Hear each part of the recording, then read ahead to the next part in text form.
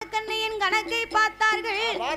அந்த நாகக்கண்ணி பெண்கொடி போன ஒரு ஜென்மத்தில் மறுத்து வச்சு ஆப்பிரம் 7-8 பிள்ளை கருமருந்த கொடுத்திருக்க கருவ கலைச்சிருக்க உருமருந்த கொடுத்திருக்க உருவ கலைத்திருக்க உருவளித்த தோசத்தால் ஒரு குழந்தை கிடையாது.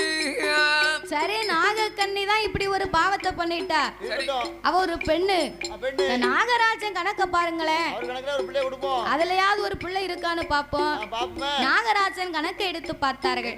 கணக்க பார்த்தா அவர் அதுக்கு மேல வன வேடவனா பிறந்து 8 மாத சூழ்மானை அம்பாள் எய்து கொன்று விட்டார்.